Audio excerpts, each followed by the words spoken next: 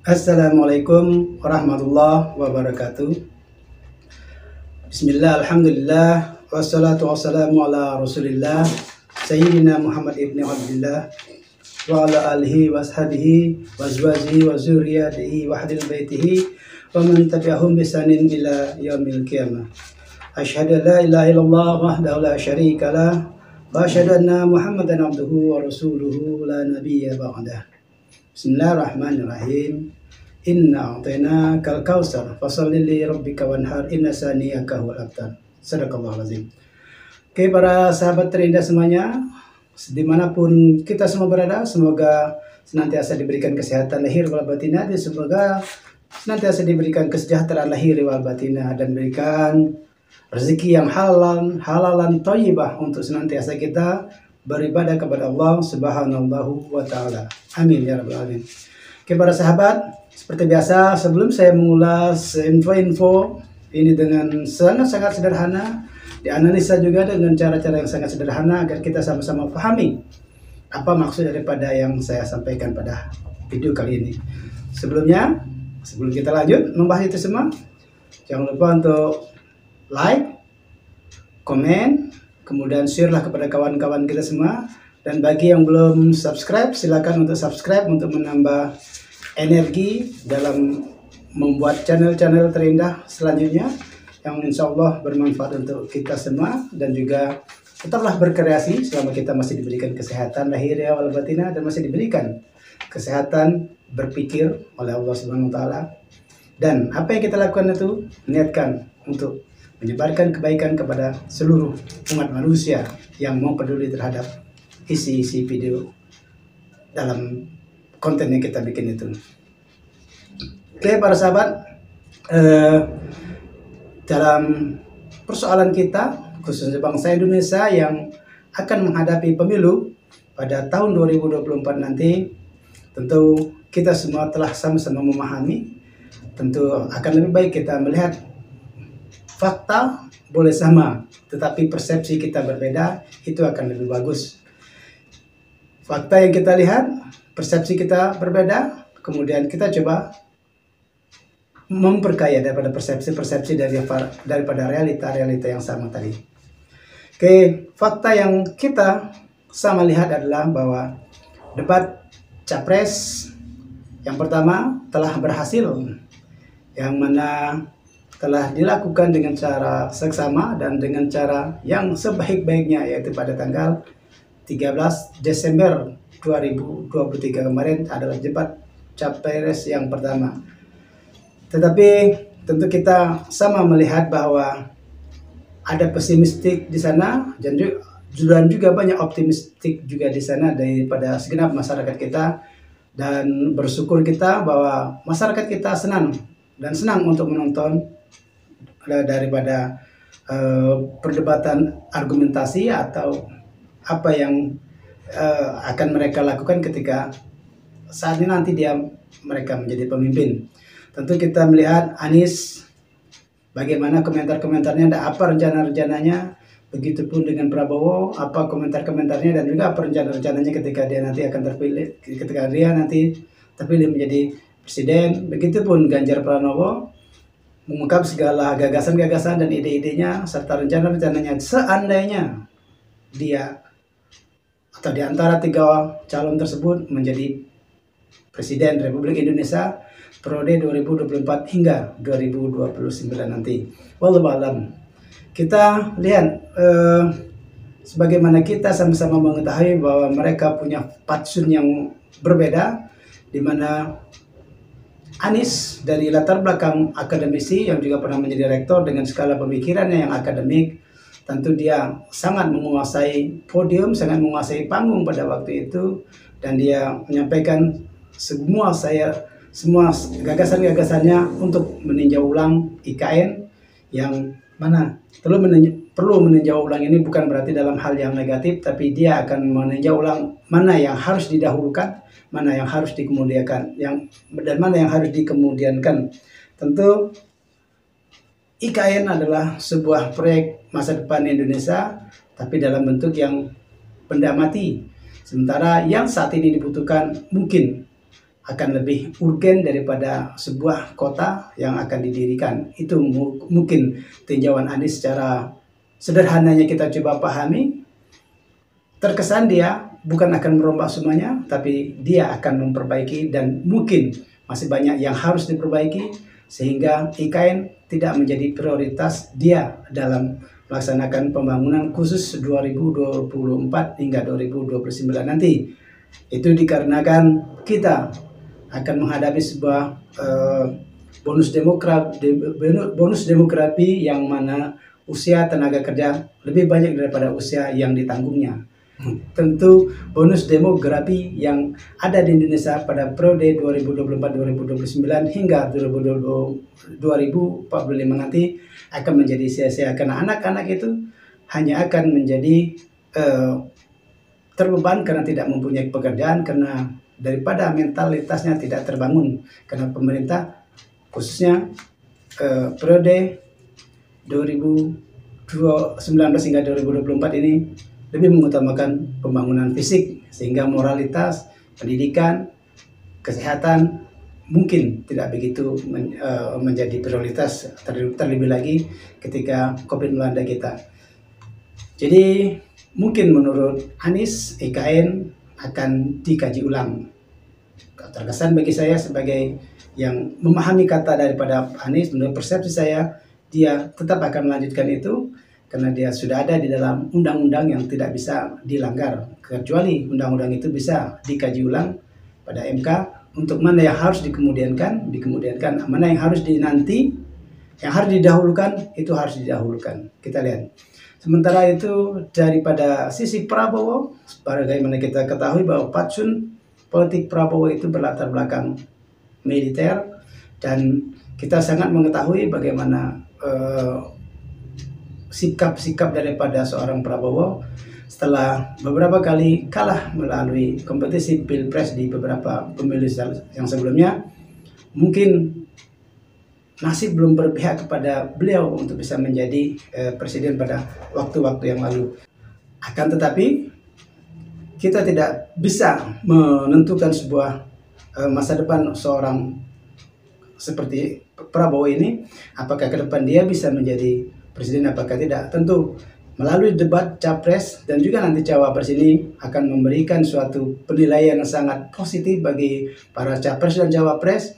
Tentunya ketika itu disajikan secara massal di media-media mainstream maupun diulang-ulang di media sosial lainnya yang dipotong-potong oleh para YouTuber dan juga para orang-orang buzzer lainnya, yang akan menjadi pengulangan-pengulangan ketika kita atau ketika para capres tersebut membuat satu kesalahan, membuat suatu ungkapan yang sangat mungkin tidak berpihak kepada masyarakat.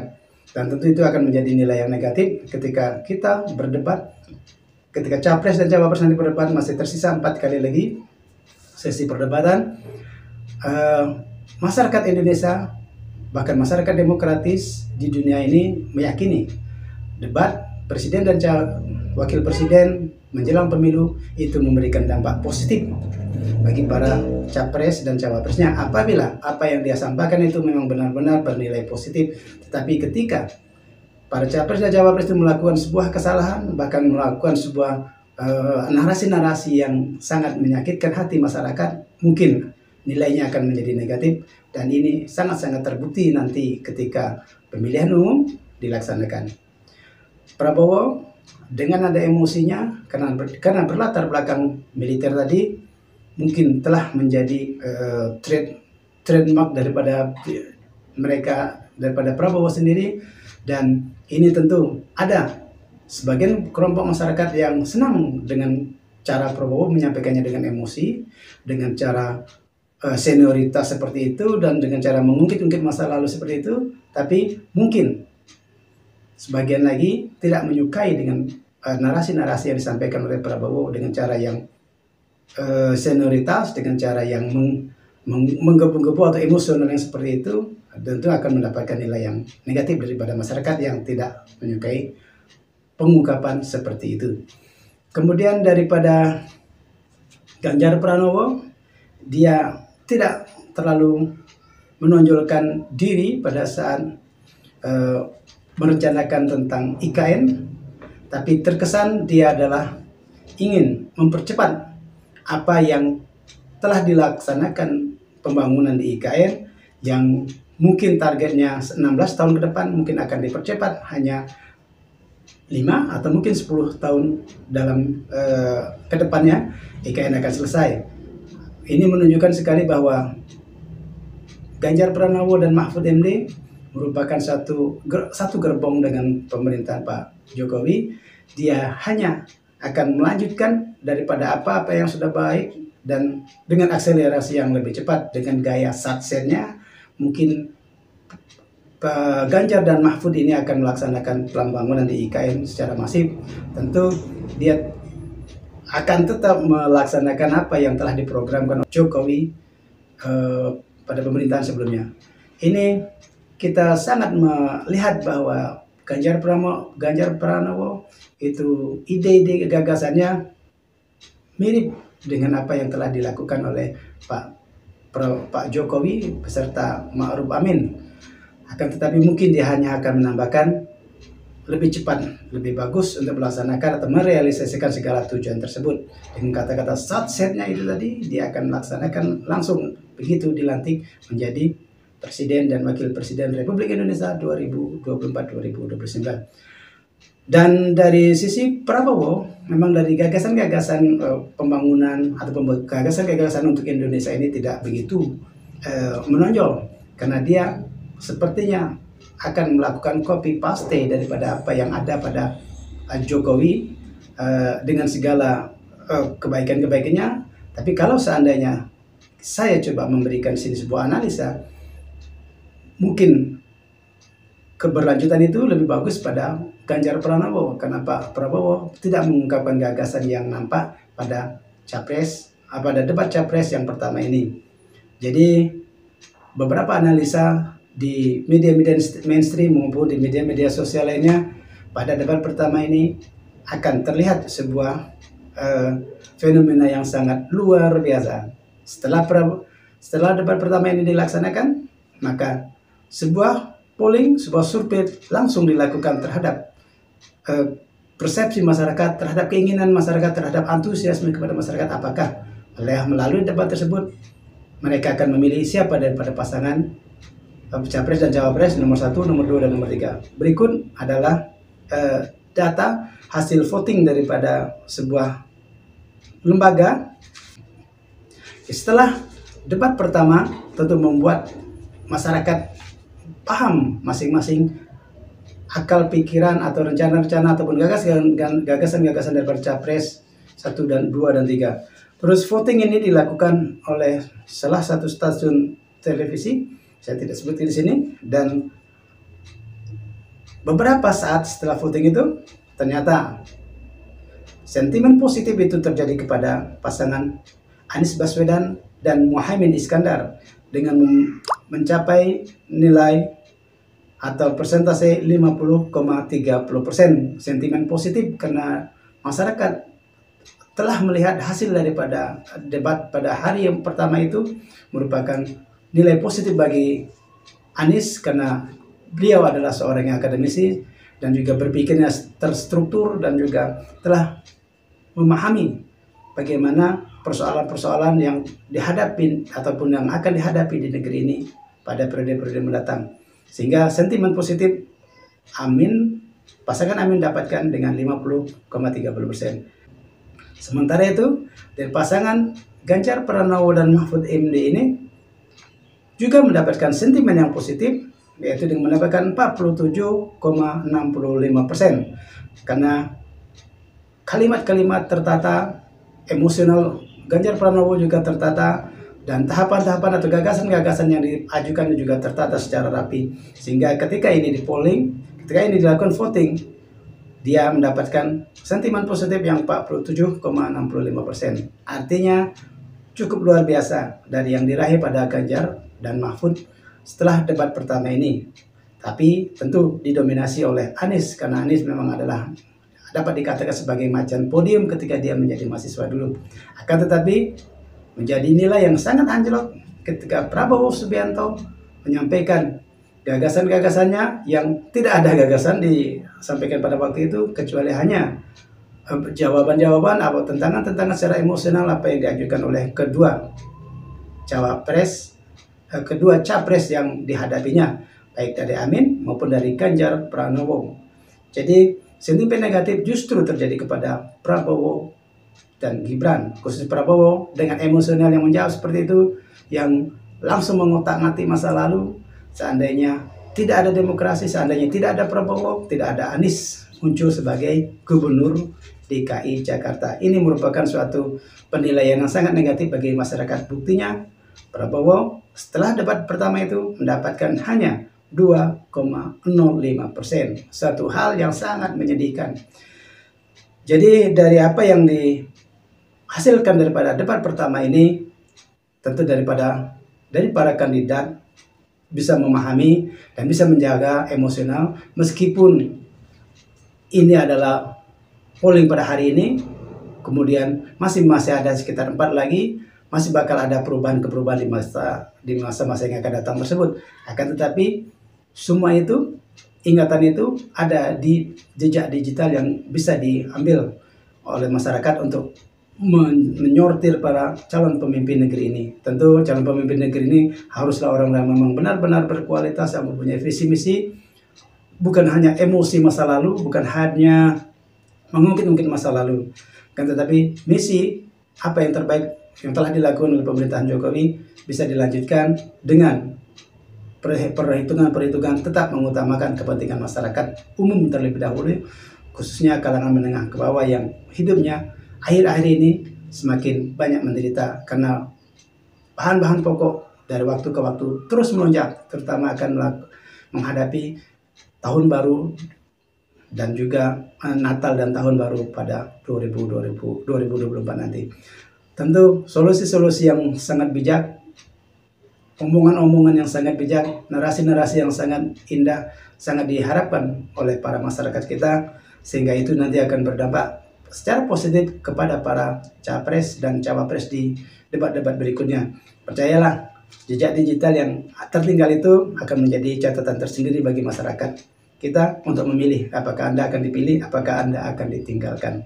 Voting yang hari pertama ini akan menjadi bahan pemikiran bagi para capres dan cawapres agar lebih bertindak hati-hati, agar berkomunikasi melalui media apapun lebih berhati-hati. Jangan sampai salah bicara lagi. Seperti yang kita tersebar di media-media digital, bahwa untuk mengatasi stunting dengan secara PD-nya, bahwa program stunting yang telah dilaksanakan ini telah berhasil, telah terbukti dengan adanya 400 juta anak-anak berhasil daripada stunting. Sementara kita tahu bahwa penduduk kita tidak sampai 400 juta. Kemudian narasi-narasi yang sangat sederhana ini, omongan-omongan yang sangat sederhana ini, ketika itu dilakukan sebuah kesalahan, apalagi itu adalah calon pemimpin negeri ini, jangan sampai terulang lagi.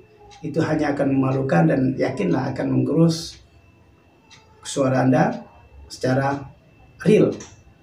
Akan menggerus omongan-omongan kita yang negatif, omongan-omongan kita yang salah sedikit saja, atau mungkin memang tidak tahu atau tidak pernah tahu sebelumnya sehingga dia ngomong asal nyeplos. Ini akan menjadi jejak digital untuk apakah mereka akan memilih, apakah Anda akan ditinggalkan. Demikian, semoga debat capres dan cawapres di beberapa di 4 kali debat yang akan datang ini akan terasa lebih indah, akan terlihat daripada gagasan-gagasannya, bukan emosi-emosinya, bukan kesombongan-kesombongannya, dan yang lebih penting adalah bukan kedustaan dan bukan dusta-dusta yang Anda janjikan itu terus Anda gembor-gemborkan pada setiap sosialisasi yang Anda lakukan.